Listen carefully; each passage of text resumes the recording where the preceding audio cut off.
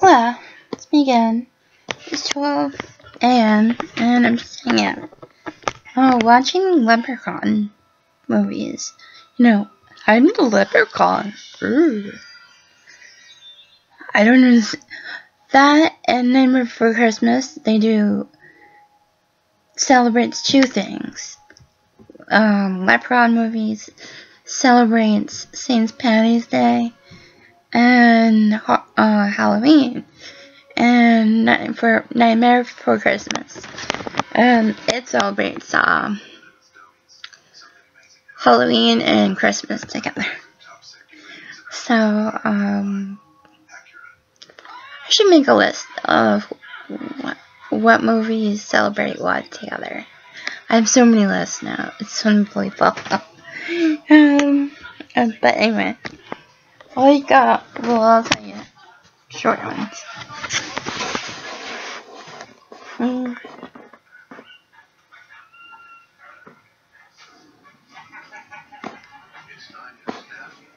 Oh, that's kind of long.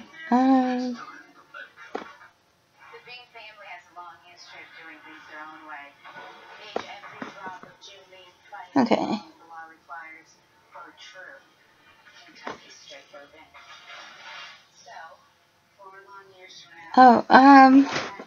Have you ever walked in a room and you look at you hear a TV and it sounds like somebody on TV is having sex, but when you realize the TV, it's just a movie? Well, I have a list called movies that sound like they're having sex. So if you watch these movies, close your eyes, and it will definitely sound like someone's having sex. So, number one is the crazies, when the ladies get attacked in the beginning in the lab. Close your eyes and it sounds like it. Sometimes sex. Casper, the live action movie with Christina Ricci. Child's Play and Seed of Chucky. So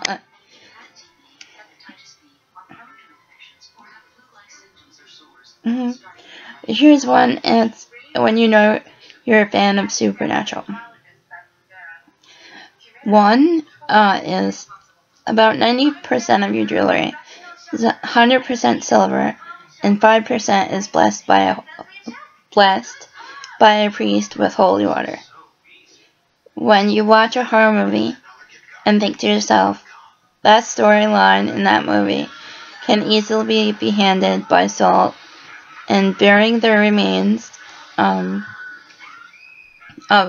by salt and burning the remains, dead man's blood, or a silver bullet through the heart. 3. When you watch a horror movie, in the moment you see a brooding character, you think to yourself, geez, he makes the Dusty L fanfiction look straight. 4. When you watch Z Nation and you see DJ Qualls and you yell at the TV, hey, it's Garth.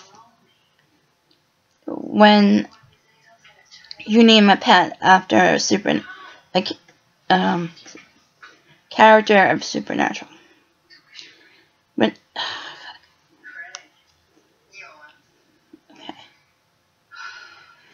When everyone you meet, you turn them into a fan of Supernatural.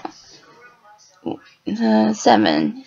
When you start wearing flannel shirts and they match the Winchesters in every other episode of Supernatural. I think that's funny because I started wearing flannel.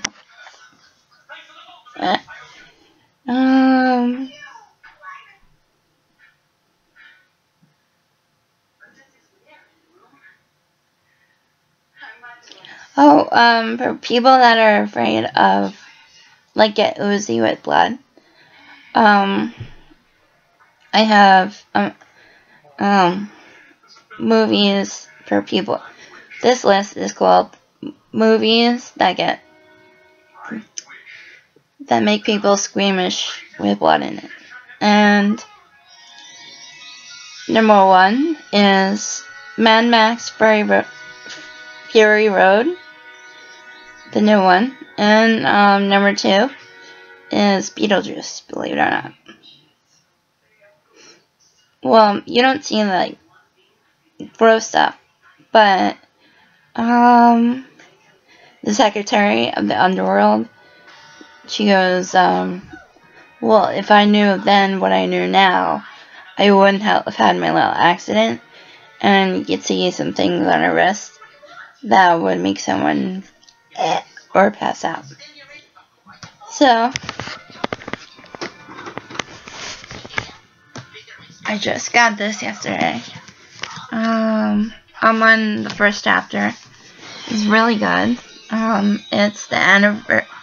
It's the what is it? Special 10th anniversary of Twilight. Stephanie Meyer wrote. It's really cool. It's got 2 books in there. And you can see it's like a little increase here.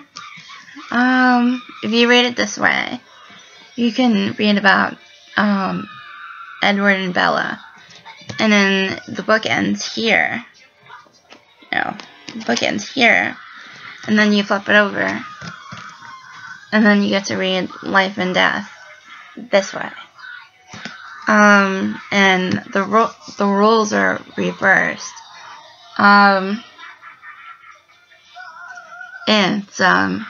Bella in this story is actually a boy named Buford, and the vampire is a girl named I think Edwina or something.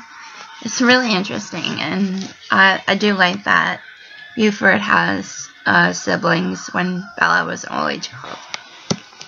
And like other things that are, it's more, there's so much more details in this one.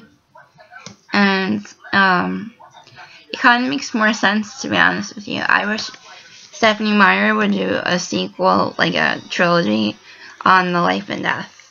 But, because that would be just really cool to see the roles change and stuff. And if I can't stop putting it down now, I really want to see the rest of it.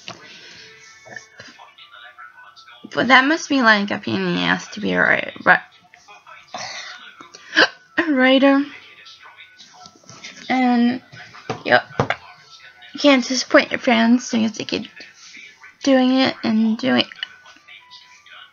Like me, my first book I ever published was years ago, way before I met Riddle, and I was with some asshole named Tiny. So I published a children's book. You know, it was like something about is as a child wrote the book itself, and it was supposed to give people like a visual of how a child sees when they get sick, you know. And I was going to do another one about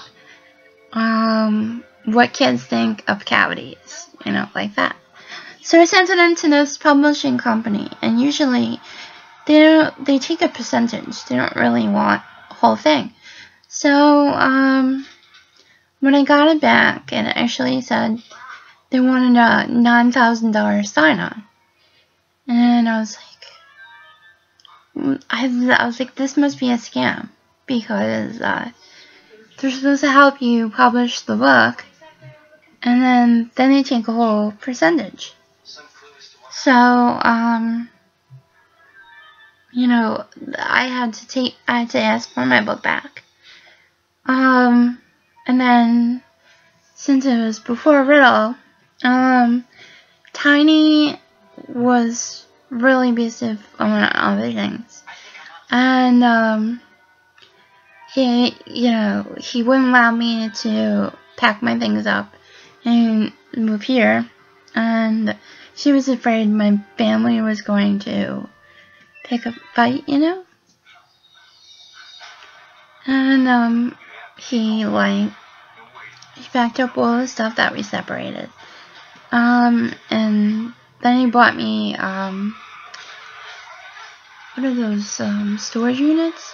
So I went with my mom and my brother one day to go through everything, and all my China plates that, like, my friend Heather bought, and, all the nice things I got, you know, for moving in or whatever, they were replaced by dollar store, plates, and stuff like that, and dollar store candles, and, you know, and, Tiny took my, favorite vacuum, and then in one box I found my book that I wanted to republish to a different company, and it was in pieces all over the place in this little box. So, there was another time it took me almost a year to write, a children's book about my, like, imaginary friend. I was never nowhere near normal as a kid. I did a lot of family trips, you know, from upstate to here, upstate to here, Florida to here, upstate to here. So I was always in the car, and I used to love chewing gum or candy or whatever. So whenever no one was looking, I used to spit it out the window. And my childhood friend was this 50-foot basketball player, you know, who used to take a piece of his hair out, form it into a basketball, and then dribble and pass hoops in the New York City skyscrapers when we passed over the Brooklyn Bridge and stuff. I called him Bubblegum Jackson. So, I got down to the last page. It was a really good book. And I went to go, oh, what's this piece of hair in my thing? And the whole glass screen, pushed in, and I forgot to save. So when I brought it to Geek Squad, they couldn't save it for me or any of my files. I was so defeated. I didn't try again after that. Then the same thing, I wanted to write a novel. It was really good. It was about, like, this little girl or whatever. She was like a prophet. Like, it came off like she was like psychic prophet or something. And she would just show up at these murders that nobody knew where this girl came from. Then when she was an adult, she wanted to go home to someplace in Florida and reconnect with friends and family. Then she finds out her best friend, who was like a sister, was murdered. So,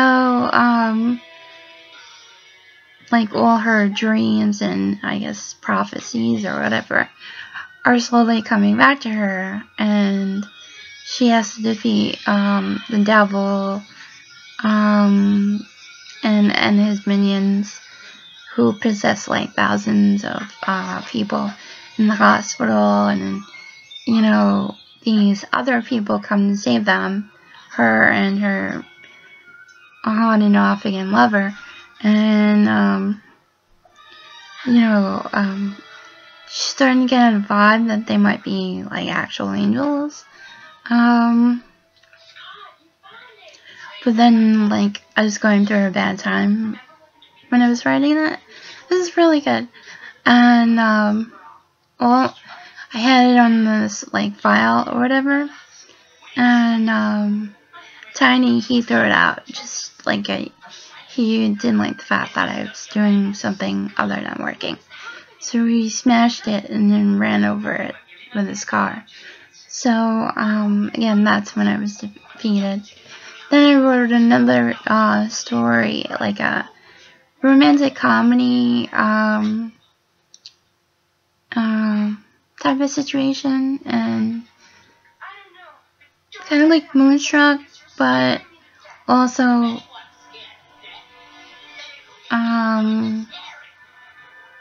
like one of Sylvester Stallone's movies with Marissa Tomei. It was like, who killed who? I didn't kill who. Who killed who?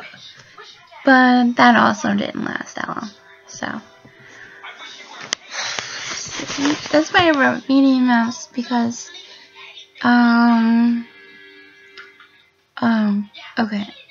I took like my own journals, and I know my mom was very nosy, so I used to say that, you know, since I'm like, I used to twist fantasy with reality, so that way if anyone like her would read them, I'd be in the clear, because she would just think it's my stories, and that's it. But no one really wanted to hear about, you know, what's it like to be a medium or whatever. So I added Nephilims, demons, lower level demons, and stuff like that. Phew, damn, Sammy, it's farting.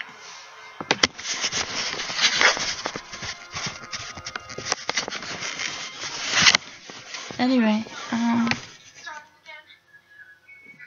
I really want to write again. I've been writing, you know, again as like Minnie Mouse, but raw and uncut, and adding some lists and some other things like that supernatural thing, and hopefully it will pan out. And I can open my mind to writing again.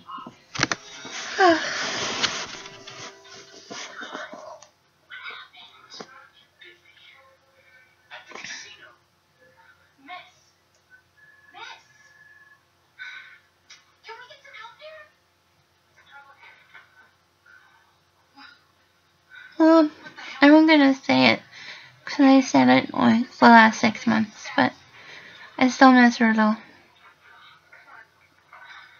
I don't understand. You know, how can you tell me that you're having issues, like, reach out, and then you pull out, and you just like ignore me. Like, well, why do I bother thinking about it? It's such a fucking burden to be a good person. It really is. It really tries to be. It's so fucking annoying. I just wish I just block it all out. Unfortunately, my asshole heart won't let me do it. But I'm gonna try and go to sleep. I just felt like talking. Oh, and I want to look up the Guinness World Records. I know it sounds weird, but it's no weirder than whatever I had just said. But I want to be in the Guinness World Records. I want to make like furniture, like a chair, using nothing but popsicle sticks. It's never been done. I looked it up before. It's never been done. Making a chair. I mean, I think one person actually made a boat using popsicle sticks, but a chair? So here, I glued on 22 so far. See? I think I'm gonna do it,